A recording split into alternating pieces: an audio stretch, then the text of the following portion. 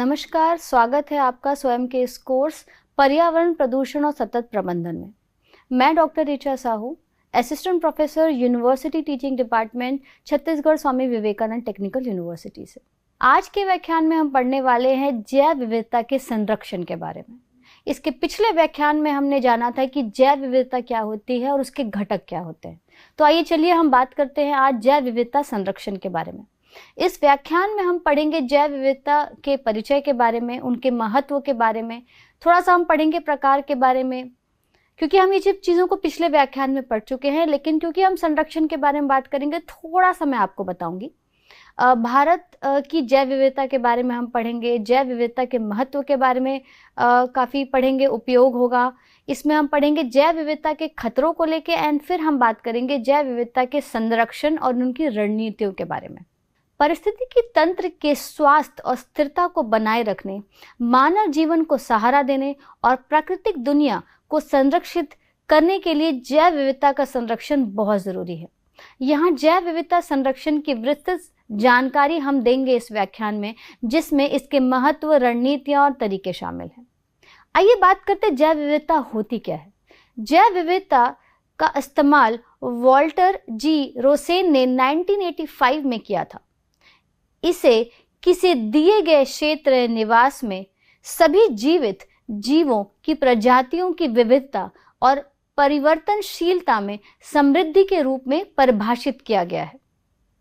US office of technology assessment के अनुसार जैव विविधता को जीवित जीवों और उनके अस्तित्व वाले पारिस्थितिकी परिसरों की विविधता और परिवर्तनशीलता के रूप में परिभाषित किया जा सकता है।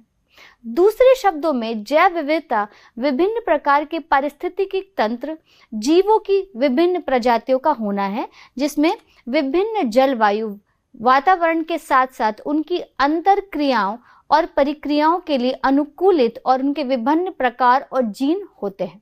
जैव विविधता इसके अलावा इसके पारिस्थितिकी महत्व के कारण यह देश को सामाजिक, आर्थिक और मौलिक संपत्ति प्रदान करता है। मानव समाज जैविक संसाधनों और उसकी विविधता और पारिस्थितिकी तंत्र पर निर्भर करता है, जो आवश्यक वस्तुओं और सेवाओं को प्रदान करने के लिए उन्हें बनाए रखते हैं। जैव विविधता से संबंधित मूल्यों को नीचे 3 श्रेणियों में बांटा जा सकता है, ऐसा आप देख सकते हैं। उत्पादक प्रयोग के लिए जैव विविधता हमें कई उत्पादन प्रदान करती है, जैसे ईंधन, लकड़ी, मछली, चारा, फल, अनाज इत्यादि। अब दूसरा आता है उपयोग या उपभोग। उपयोग के लिए उपभोग मूल्य उन प्राकृतिक उत्पादनों से संबंधित है जिनका सीधा उपयोग किया जाता है, यानी वे सामान जो व्यापार के सामान्य प्रचलन के अंतर्गत नहीं आते। उदाहरण के लिए नरम झाड़ू का गैस, बेंत और गैर लकड़ी वन उत्पादों एक महत्वपूर्ण संख्या इस श्रेणी में आती है। फिर आते हैं अप्रत्यक्ष उपयोग वाले ये सारी चीज़ें।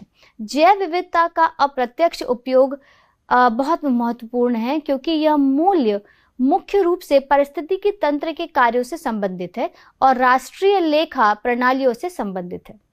वे हमें गैर उपयोग मूल्यों के रूप में अप्रत्यक्ष लाभ प्रदान कर सकते हैं। पारिस्थितिकी संतुलन का रखरखाव, प्राकृतिक संसाधनों का संरक्षण और मिट्टी के कटाव की रोकथाम को जैव विविधता के अप्रत्यक्ष उपयोग के उदाहरण के रूप में माना जाता है। चलिए बात करते हैं जैव विविधता के प्रकार के बारे में। पहला है आनुवांशिक विविधता। यह विभिन्न प्रजातियों में मौजूद जीनों और गुणसूत्रों की संख्या और प्रकार में भिन्नता को वर्णन करता है। किसी प्रजाति के जीन में भिन्नता का परिणाम आकार और आवास के पर्यावरणीय मापदंडों में वृद्धि के साथ बढ़ता है। आनुवांशिक भिन्नता व्यक्तियों और यौन प्रजनन करने वाले जीवों में जीन और गुणसूत्र उत्परिवर्तन द्वारा उत्पन्न होती है और यह यौन प्रजनन के बाद कोशिका विभाजन के दौरान आनुवांशिक सामग्रियों के पुनर्संयोजन द्वारा आबादी में फैलती है। दूसरा है प्रजाति विविधता। यह किसी क्षेत्र में विविधता या संख्या और समृद्धि में विविधता का वर्णन करता है। प्रजाति समृद्धि को प्रति इकाई क्षेत्र में प्रजातियों की संख्या के रूप में परिभाषित किया जा सकता है। किसी प्रजाति की समृद्धि किसी साइट की जैव विविधता की सीमा के बारे में बताती है और विभिन्न साइटों की तुलना में एक साधन प्रदान करती है। प्रजाति समृद्धि काफी हद तक जलवायु परिस्थिति पर निर्भर करती है। किसी क्षेत्र में विभिन्न प्रजातियों की व्यक्तियों की संख्या प्रजातियों की समानता या प्रजातियों की समानता को दर्शाती है। उत्पाद प्रजातियों की समृद्धि और प्रजातियों की समानता किसी क्षेत्र में प्रजातियों की विविधता देती है। जब कोई प्रजाति पूरी तरीके से विशेष क्षेत्र तक सीमित होता है तो उसे स्थानिक प्रजाति कहा जाता है। अब हम बात करेंगे पारिस्थितिकी तंत्र विविधता के बारे में, जो कि तीसरा प्रकार है। यह एक दिए गए क्षेत्र में एक साथ रहने वाले जितने जीव और भौतिक पर्यावरण के संयोजन और अंतरक्रिया का वर्णन करता है। यह जीव मंडल में आवासों, जैविक समुदायों और पारिस्थितिकी प्रक्रियाओं की विविधताओं से संबंधित है। यह पारिस्थितिकी तंत्र के भीतर विविधता के बारे में बताता है। इसे भूमि पलायन विविधता के रूप में संदर्भित भी किया जाता है, क्योंकि इसमें विभिन्न पारिस्थितिकी तंत्रों का स्थान, आकार शामिल होता है। उदाहरण के लिए घास का मैदान, रेगिस्तान, पहाड़ी आदि जैसे परिदृश्य पारिस्थितिकी तंत्र विविधता दिखाते हैं। पारिस्थितिकी तंत्र विविधता नीचे ट्रैफिक स्तरों और पारिस्थितिकी प्रक्रियाओं जैसे पोषक चक्रण, खाद्य जाल, ऊर्जा प्रवाह, प्रमुख प्रजातियों की भूमिका और विभिन्न संबंधित जैविक अंतरक्रियाओं की विविधता का कारण है। इस प्रकार विविधता अधिक उत्पादन और स्थिर पारिस्थितिकी तंत्र या सामुदायिक उत्पन्न कर सकती है, जो कि विभिन्न प्रकार के तनावों जैसे सूखा, बाढ़ आदि को सहन करने में सक्षम हो। विटेकर ने 1965 में कुछ कहा था और उनके अनुसार सामुदायिक विविधताएं 3 प्रकार की होती हैं, जिसमें आती है पहले अल्फा विविधता। यह एक ही समुदाय में प्रजातियों की संख्याओं को संदर्भित करता है। यह विविधता प्रजाति समृद्धि की लोकप्रिय अवधारणा के सबसे करीब आती है और इसका उपयोग विभिन्न पारिस्थितिकी तंत्र प्रकारों और प्रजातियों की संख्या की तुलना किए जाने के लिए किया जा सकता है। दूसरा है बीटा विविधता। यह विभिन्न सूक्ष्म आवासों की और पर्यावरणीय स्थितियों की उत्पत्ति के कारण प्रजातियों के परिस्थापन के कारण उत्पन्न होने वाले समुदायों की एक श्रृंखला का वर्णन करता है। फिर आता है गामा विविधता।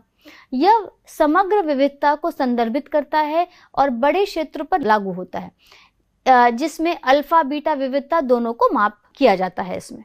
अब चलिए बात करते हैं भारत की जैव विविधता के बारे में, या हम इंडिया की बायोडाइवर्सिटी के बारे में चलिए आइए जानते हैं, जो कि काफी रिच है। उपलब्ध आंकड़ों के अनुसार पृथ्वी पर रहने वाली प्रजातियों की संख्या 1753739 है, जिसको हम पूरी तरीके से क्या बोलेंगे मैं भी नहीं बता सकती। उपरोक्त प्रजातियों में से 1,34,781 भारत में निवास करती हैं। हालांकि भारत का क्षेत्रफल पृथ्वी की सतह का मात्र 2% है। भारतीय वन्य जीव संस्थान ने इसे 10 जैव भौगोलिक क्षेत्रों में विभाजित किया है।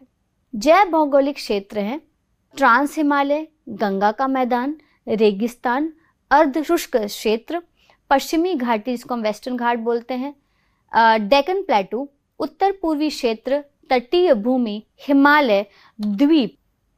निम्नलिखित कारणों से भारत विश्व के 12 मेगा विविधता वाले देश में शामिल है, जिसको हम मेगा डाइवर्सिटी कहते हैं। किस कारण से भारत विश्व के मेगा डाइवर्सिटी में आता है, चलिए आइए जानते हैं। इसका पहला रीजन है पर्यावरण और वन मंत्रालय द्वारा एकत्रित आंकड़ों के अनुसार इसमें वैश्विक जीव जंतुओं की 7% तथा वैश्विक वनस्पतियों की 10% हिस्सा मौजूद है। इसमें 350 विभिन्न स्तनधारी, 1200 पक्षी प्रजातियां, 453 विभिन्न सरीसृप, 182 अभयचर और 45,000 पौधे शामिल हैं। इसमें कीटों की 50,000 ज्ञान प्रजातियां, जिसमें 13,000 तितलियां और पतंगे शामिल हैं। इसमें 10 विभिन्न जैव भौगोलिक क्षेत्र और 25 जैविक प्रांत हैं, जिसमें विभिन्न प्रकार की भूमि और प्रजातियां शामिल हैं। भौगोलिक वितरण के अतिरिक्त भूभाग में भूवैज्ञानिक घटनाएं उच्च स्तर की जैविक विविधता प्रदान करती हैं। भारत में देश में कई फसलें पैदा होती हैं और पूरे विश्व में फैल गई हैं। यहाँ विभिन्न प्रकार के पालतू पशु पाए जाते हैं, जैसे कि गाय, भैंस, बकरी, भेड़, सुअर आदि। समुद्री जीव जंतु में समुद्री खरपतवार, मछलियाँ मोलस, प्रवाल आदि शामिल हैं तथा यहाँ कई हॉटस्पॉट हैं, जैसे वेस्टर्न घाट, पश्चिमी घाट, उत्तर पूर्वी पहाड़ियाँ आदि कई हॉटस्पॉट भारत में शामिल हैं। अब आइए बात करते हैं जैव विविधता के महत्व के बारे में, उसके बाद हम बात करेंगे इनको क्या खतरा है और उनको कैसे किस तरीके से हम बचा सकते हैं। अब जैव विविधता के महत्व के बारे में, पृथ्वी पर रहने वाले जीवों में बहुत विविधता है। वे विभिन्न आवासों में रहते हैं और विभिन्न गुणों से युक्त हैं तथा भोजन, आश्रय, कपड़े, दवाइयाँ आदि प्रदान करके मानव अस्तित्व के लिए बेहद महत्वपूर्ण है। अब जैव विविधता के अगर हम थोड़ा सा जानकारी दें आपको, तो ये सारे महत्व हैं। पहला है उत्पादक मूल्य। जैव विविधता प्रकृति से प्राप्त अनेक उत्पादों को उत्पन्न करती है, उन्हें वाणिज्यिक बाजारों में बेचती हैं। अप्रत्यक्ष रूप से लोगों को आर्थिक लाभ प्रदान करती हैं, जिसमें जल गुणवत्ता, मृदा संरक्षण, जलवायु का संतुलन, पर्यावरण निगरानी, वैज्ञानिक अनुसंधान, मनोरंजन आदि शामिल है। दूसरा है उपभोग्य मूल्य। उपभोग्य मूल्य उन वस्तुओं को दिया जाता है जैसे ईंधन की लकड़ी, पत्ते, वन उत्पादन आदि, जिनका उपयोग स्थानीय स्तर पर होता है तथा राष्ट्रीय और अंतर्राष्ट्रीय बाजार में नहीं मिलते। तीसरा सामाजिक मूल्य क्या है? जैव विविधता का नुकसान देश के सामाजिक जीवन और सीधे प्रभावित करता है। संभवतः पारिस्थितिकी तंत्र के कार्यों, ऊर्जा प्रवाह, जैव रासायनिक चक्र आदि को प्रभावित करते हैं। ग्लोबल वार्मिंग और एसिड रेन के हानिकारक प्रभावों को देख-रेख इसे आसानी से समझा जा सकता है, ताकि तार्किक प्रक्रियाओं में प्रतिकूल परिवर्तन का कारण बन सकते हैं। सौंदर्य मूल्य क्या है? फूलों की ताजगी, खुशबू, जामुन का स्वाद, काई की कोमलता, पक्षियों के मधुर संगीत आदि जैसे सौंदर्य मूल मनुष्य को उन्हें संरक्षित करने के लिए मजबूर करते हैं। पृथ्वी की प्राकृतिक सुंदरता, उसके रंग, छटा, घने जंगल आदि सुंदर जानवर मनुष्य को जन्म से ही इसके रखरखाव के लिए आवश्यक कदम उठाने के लिए प्रेरित करते हैं। इस तरह वनस्पति और प्राणी उद्यान जैव विविधता संरक्षण के साधन हैं और इनके सौंदर्य का मूल रखते हैं। अब इनके नैतिक मूल्य क्या है? जैव विविधता को नैतिक मूल्य के प्रकाश में देखा जाना चाहिए। चूंकि मनुष्य सभी जीवित जीवों को सबसे बुद्धिमान है, इसलिए यह मनुष्य की प्राथमिक जिम्मेदारी और नैतिक दायित्व होना चाहिए कि वह अन्य जीवों को संरक्षित करने के लिए प्रत्यक्ष तथा अप्रत्यक्ष रूप से मनुष्य के अस्तित्व के लिए अनुकूलित कर सके। पारिस्थितिकी मूल्य क्या है? जैव विविधता का पारिस्थितिकी महत्व बहुत अधिक है, क्योंकि यह पारिस्थितिकी संतुलन को बनाए रखने के लिए अपरिहार्य है। विभिन्न जीवों द्वारा बनाए गए नाजुक ढंग से बनाए गए पारिस्थितिकी संतुलन में कोई भी गड़बड़ी गंभीर समस्याओं को जन्म देगी, जिससे मानव अस्तित्व को खतरा हो सकता है। इसके आर्थिक मूल्य क्या है? जैव विविधता का बहुत बड़ा आर्थिक मूल्य है, क्योंकि आर्थिक विकास जैविक संसाधनों के कुशल और किफायती प्रबंधन पर निर्भर करते हैं। जैव विविधता के उपयोग के बारे में तो हम बात कर ही चुके हैं कि लकड़ी और जीवाश्म ईंधन का उपयोग है। यह सभी जानवरों, मनुष्यों का भोजन का स्रोत है। जैव विविधता दुनिया के जीन पूल का निर्माण करती है। कई फसलों, कृषि उत्पादन, जंगली किस्मों के लिए संकर बनाना के लिए ताज़ा आनुवांशिक सामग्री परिचय पर निर्भर करता है। जीन पूल से नए आनुवांशिक लक्षणों को पेश करना, पौधे, जानवरों दोनों को नई संकर किस्में विकसित की जा सकती हैं। जैव विविधता में जंगली पौधों और जानवरों की नई फसलें वाणिज्य उत्पादित विकसित करने की क्षमता है। कई महत्वपूर्ण रसायनों की उत्पत्ति यहाँ से होती है, वनस्पतियों की उत्पत्ति यहाँ से होती है, दवाइयों की उत्पत्ति यहाँ से होती है। अधिकांश आधुनिक दवाइयाँ जैव विविधता के खजाने से प्राप्त होती हैं। कई समुद्री जीवों का भी दवाओं बनाने में उपयोग किया जाता है। नए जीवाणुओं का परीक्षण के दौरान भी हम इन जैव विविधता के चीज़ों में इस्तेमाल होता है, जैसे कि बंदर है, खरगोश आदि जानवरों पर भी इनका उपयोग करते हैं। वनस्पति की विविधता की समृद्धि दुनिया की जलवायु को विनियमन करने में एक महत्वपूर्ण कारक है। जैव विविधता प्रदूषण नियंत्रण में बहुत महत्वपूर्ण भूमिका निभाती है। पौधे, हवा, पानी, मिट्टी जैसे विषैले पदार्थों को हटाती हैं।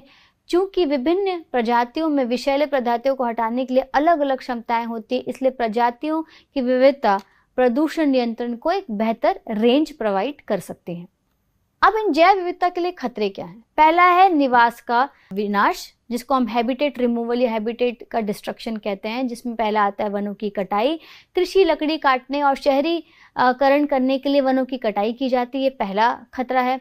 भूमि उपयोग का परिवर्तन, प्राकृतिक परिदृश्यों को कृषि या औद्योगिक क्षेत्रों में परिवर्तन करना, इससे होती वनों की कटाई, और ये सारे परिवर्तन होते हैं। शहरीकरण भी इसका एक रीज़न है। जलवायु परिवर्तन, तापमान में वृद्धि, ग्लोबल वार्मिंग, आवास की स्थितियों में परिवर्तन आना प्रजातियों का वितरण और अस्तित्व को प्रभावित करता है। एक्सट्रीम वेदर कंडीशन है, जिसको हम चरम मौसम देते हैं, ये बहुत बड़ा खतरा है। महासागर अम्लीकरण, जिसको हम बोलते हैं ओशियन एसिडिफिकेशन, वो बहुत मात्रा में समुद्री परिस्थिति के तंत्र को डिस्टर्ब करती है। प्रदूषण, चाहे वो रासायनिक प्रदूषण हो, चाहे वो वायु प्रदूषण हो, चाहे वो किसी भी टाइप का प्रदूषण हो, रासायनिक चीज़ें जब प्रकृति में आती हैं तो प्रदूषण को करती हैं। प्लास्टिक प्रदूषण इसका एक बहुत बड़ा बोल सकते हैं कि आप इसका एक हानिकारक प्रभाव है। पोषक तत्व की प्रदूषण एक बहुत बड़ा एक रीज़न है। जलीय प्रणालियों में यूट्रोफिकेशन की वजह से समस्याएं उत्पन्न हो रही हैं। अत्यधिक दोहन इसका एक बहुत बड़ा खतरा है। बहुत ज़्यादा प्राकृतिक संसाधनों का इस्तेमाल करना, वनों की कटाई करना या जीवाश्म ईंधन का यूज़ करना, ये सारे अत्यधिक दोहन में आते हैं और ये बहुत बड़ा बायोडाइवर्सिटी को खतरा है। शिकार करना, अवैध शिकार करना, ये सारी चीज़ें इसका खतरा है। अवैध व्यापार करना, इन सारे ट्रैफिकिंग करना, बहुत सारी आक्रामक प्रजातियों की उत्पत्ति हो जाना, गैर विदेशी प्रजातियां जो हमारी नेचुरल प्रजातियां या देशी प्रजातियां होती हैं उनको मात दे सकती हैं, उनका शिकार कर सकती हैं और बीमारियां पैदा कर सकती हैं। प्राकृतिक तंत्रों का व्यवधान हो सकता है। ये सारे पारिस्थितिकी तंत्र के खतरे हैं। अब इन खतरों को निपटने का क्या स्ट्रैटेजी है, वो तो हम दूसरे व्याख्यान में पढ़ेंगे। आज हम बात करेंगे कि जैव विविधता का संरक्षण कैसे किया जा सकता है और उसके महत्व क्या है। चलिए आइए जानते हैं महत्व के बारे में। पहले, पारिस्थितिकी तंत्र सेवाएं, प्रावधान सेवाएं, भोजन, पानी और औषधीय पौधे जैसे संसाधन जो होते हैं वो यहीं से मिलते हैं, इसलिए इनका संरक्षण बहुत ज़रूरी है। विनियमनीय सेवाएं देना बहुत ज़रूरी है। जलवायु विनियमन, परागण और जल शोषण जैसी प्रक्रियाएं, सहायक सेवाएं, पोषण चक्रण, मृदा निर्माण, आवास प्रवर्धन, ये सारी चीज़ें हमको जैव विविधता से मिलती है, इसलिए इनका संरक्षण बहुत ही महत्वपूर्ण है।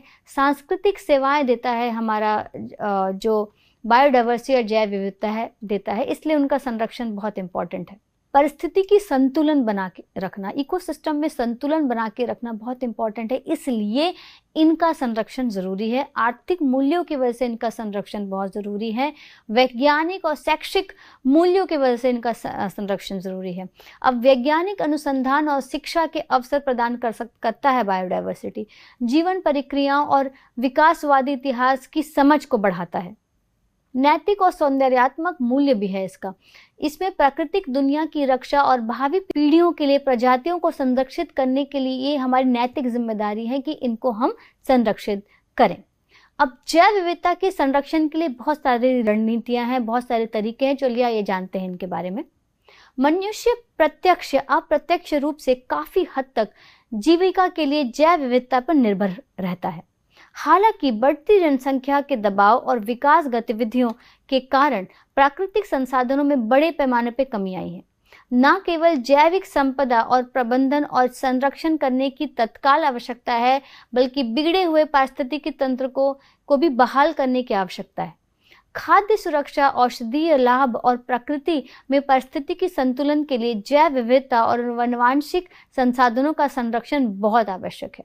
अब जैव विविधता का संरक्षण दो तरीकों से किया जा सकता है, ठीक है। चलिए आइए जानते हैं, जिसमें पहला तरीका है इन सीटू संरक्षण, दूसरा है एक्स सीटू संरक्षण या दूसरे स्थान पर इसका संरक्षण। चलिए आइए जानते हैं पहला इन सीटू संरक्षण के बारे में। जैव विविधता का इन सीटू संरक्षण प्रजातियों का उनके प्राकृतिक आवास के भीतर संरक्षण होता है। इस पद्धति में प्राकृतिक परिस्थितिकी तंत्र को बनाए रखा जाता है और संरक्षित किया जाता है। इन सीटू संरक्षण के कई लाभ हैं। इन सीटू संरक्षण के महत्वपूर्ण लाभ क्या हैं, चलिए आइए जानते हैं। यह जैव विविधता के संरक्षण की एक ऐसी बोल सकते हैं टेक्निक है, एक लागत प्रभावी और सुविधाजनक है। इसमें बहुत लागत नहीं लगता और काफ़ी सुविधाजनक है। एक साथ बड़ी संख्या में जीवों को संरक्षित किया जा सकता है। चूंकि जीव प्राकृतिक परिस्थिति के तंत्र में रहते हैं, इसलिए वे बेहतर ढंग से विकसित हो सकते हैं और विभिन्न पर्यावरणीय परिस्थितियों में आसानी से समायोजित हो सकते हैं। कुछ संरक्षित क्षेत्र जहाँ पे यथास्थान संरक्षण होता है, उनमें आते हैं राष्ट्रीय उद्यान, वन्य जीव अभयारण्य और जैव मंडल रिजर्व आदि। तो चलिए जानते हैं इन सिटू कंजर्वेशन या इन सिटू संरक्षण के बारे में, जिसमें पहला आता है संरक्षित क्षेत्र। इसको हम प्रोटेक्टेड एरिया के नाम से जानते हैं। निर्देशित क्षेत्र जहां प्राकृतिक आवासों और प्रजातियों को संरक्षित करने के लिए मानव गतिविधियों को प्रतिबंधित किया जाता है। चलिए जानते हैं संरक्षित क्षेत्र के प्रकार के बारे में, जिसमें पहला है राष्ट्रीय उद्यान, जिसको हम बोलते हैं नेशनल पार्क। संरक्षण और मनोरंजन के लिए प्रतिबंधित बड़े क्षेत्र होते हैं। ये सरकार द्वारा बनाए गए छोटे रिजर्व हैं।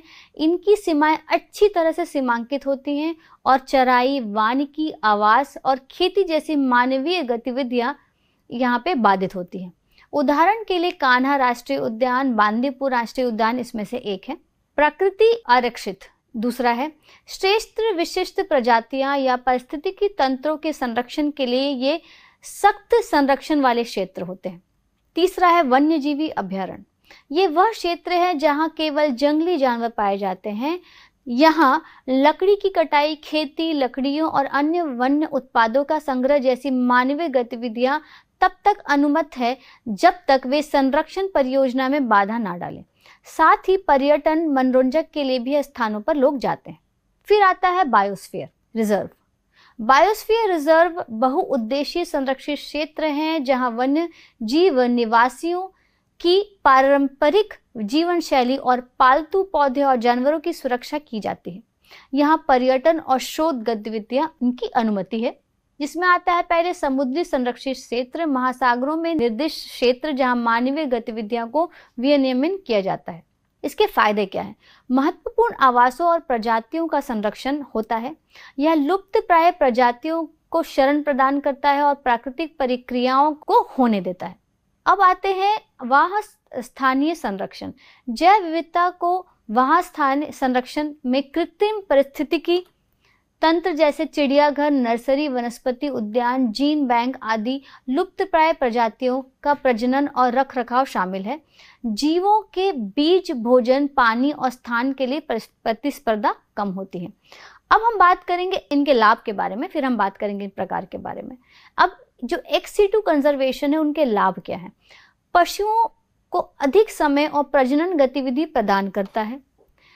कैद में पाली गई प्रजातियों को जंगल में पुनः लाया जा सकता है। आनुवांशिक तकनीकों का उपयोग लुप्तप्राय प्रजातियों के संरक्षण के लिए किया जाता है, जिसमें एग्जाम्पल के तौर पर हम बोल सकते हैं पैंडास को इसी तरीके से संरक्षित किया जाता है।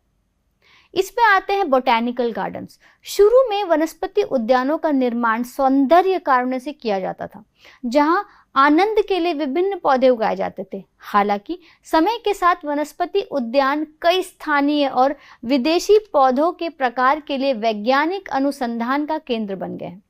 फिर आते हैं प्राणी उद्यान। चिड़ियाघर वो स्थान है जहां जानवरों को कैद में रखा जाता है। ऐसे कई जानवर दुर्लभ या लुप्त प्राय हैं और कई मामलों में अपने प्राकृतिक आवास में विलुप्त हो चुके हैं या हो जाते हैं। चिड़ियाघर दुर्लभ और लुप्त प्राय प्रजातियों के प्रजनन में महत्वपूर्ण भूमिका निभाते हैं, जिसको हम जू के नाम से जानते हैं। कभी कभी सफल प्रजनन के बाद कई प्रजातियों को उनके प्राकृतिक वातावरण में छोड़ दिया जाता है। इस प्रकार चिड़ियाघर लुप्त प्राय प्रजातियों के विलुप्त होने को रोकने में एक प्रमुख योगदान करता है। चिड़ियाघर वन्य जीवों के प्रति जागरूकता और रुचि पैदा करने में भी महत्वपूर्ण योगदान निभाते हैं, खासकर बच्चों के बीच। फिर इसका तीसरा जो तरीका है वो है जीन बैंक या बीज बैंक। यह कोल्ड स्टोरेज है जहां बीजों को भंडारण के लिए नियंत्रित तापमान और आर्द्रता पर रखा जाता है। यह आनुवांशिक संसाधनों को संरक्षित करने का एक महत्वपूर्ण तरीका है। नियंत्रित परिस्थितियों जैसे माइनस तापमान में संरक्षित बीज लंबे समय तक व्यवहार कर सकते हैं या जीवित रहते हैं। भंडारण के अलावा जीन बैंक बीज प्रसंस्करण, बीज सुखाने और प्रशिक्षण से संबंधित वैज्ञानिक अनुसंधान के लिए भी अच्छे तरीके से सुसज्जित है। अब हम बात करेंगे ऊतक बैंक के बारे में।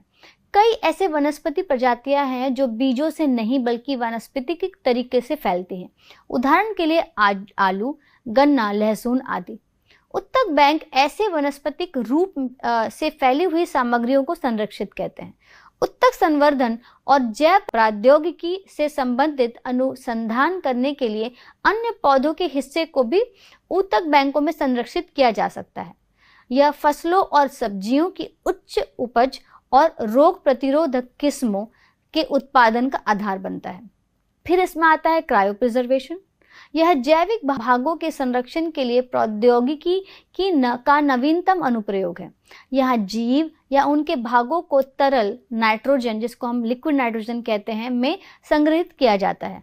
जीवों का चयापचय गतिविधियों को कम तापमान के तहत निलंबित कर दिया जाता है, जिसको हम कहते हैं मेटाबॉलिज्म को हम स्टॉप कर देते हैं, क्योंकि ये बहुत कम डिग्री पे -196 डिग्री पे स्टोर्ड है, तो ये जीवित हैं लेकिन उनकी मेटाबॉलिक एक्टिविटी को बंद किया जाता है, जिसको बाद में अनुसंधान उद्देश्यों के लिए उपयोग किया जा सकता है। अब इसकी अन्य रणनीतियां हम क्या कर सकते हैं? जो जैव प्रौद्योगिकी को या बायोडाइवर्सिटी को संरक्षित करने के लिए हमने आज पढ़ा है एक्स सीटू और इन सीटू टेक्निक्स। अब इनकी अन्य दूसरी रणनीतियां क्या हो सकती हैं? किस तरीके से हम जैव प्रौद्योगिकी को या ये बायोडाइवर्सिटी को संभाल सकते हैं या उनको संरक्षित कर सकते हैं?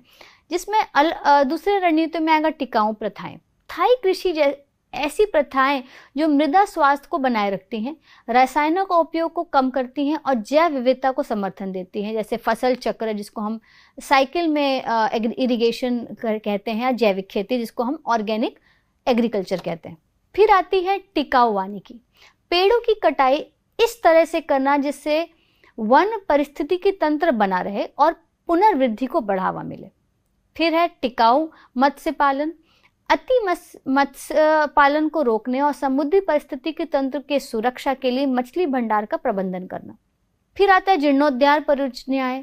पारिस्थितिकी के पुनर्हाली, बिगड़े हुए आवासों का पुनर्वास कर उनकी पारिस्थितिकी कार्यों और जैव विविधता को बहाल करना। पुनर्नवीनीकरण और वनारोपण, वन रहित क्षेत्रों में वृक्षारोपण करना और गैर वनीय क्षेत्रों में नए वन स्थापित करना इसमें से एक है। आर्द्र भूमि का पुनर्द्वार, जल की गुणवत्ता, बाढ़ नियंत्रण और आवास प्रावधान में सुधार के लिए आर्द्र भूमि का पुनर्वास करना। ये सारे दूसरे तरीके हैं जिससे हम बायोडाइवर्सिटी को संरक्षित कर सकते हैं। अब इसकी विधान और नीति क्या है? किस तरीके से कानूनी तौर पर या मानवीय तौर पर हम इसकी रक्षा कर सकते हैं? पहला है पर्यावरण कानून। प्राकृतिक आवासों, लुप्तप्राय प्रजाति की सुरक्षा और प्रदूषण नियंत्रण के लिए कई विनियमन बनाए गए हैं। अंतर्राष्ट्रीय समझौते किए गए हैं। संधियां और अभिसमय जो वैश्विक जैव विविधता के मुद्दों को संबोधित करते हैं, जैसे कि जैव विविधता पर अभिसमय और कई सारे ऐसे हम समझौते हमने किए हैं जिससे जैव विविधता को संरक्षित किया जा सके। संरक्षण के लिए प्रोत्साहन नीतियां बने जो भूमि मालिकों और व्यवसायों को संरक्षण प्रयासों में संलग्न होने के लिए प्रोत्साहित करती हैं, जैसे कि कर छूट या सब्सिडी। हम व्यापारों को या ऐसे भू मालिकों को हम प्रोत्साहित कर सकते हैं कि वो इन संरक्षण में हमारी मदद करें। अपने व्यवसाय करते करते हम उनको सब्सिडी दे सकते हैं, कुछ छूट दे सकते हैं, जिनसे उनको प्रोत्साहन मिलेगा कि वो अपना व्यवसाय को संरक्षण प्रयासों में संलग्न करके करें। सामुदायिक भागीदारी के बारे में लोगों को बताना, सामुदायिक और को संरक्षण गतिविधियों में शामिल करना, जैसे कि आवास पुनर्स्थापन और प्रजातियों की निगरानी करना। शिक्षा और जागरूकता फैलाना, स्कूलों, मीडिया और सार्वजनिक अभियानों के माध्यम से जैव विविधता और संरक्षण प्रयासों के महत्व के बारे में लोगों में जागरूकता बढ़ाना।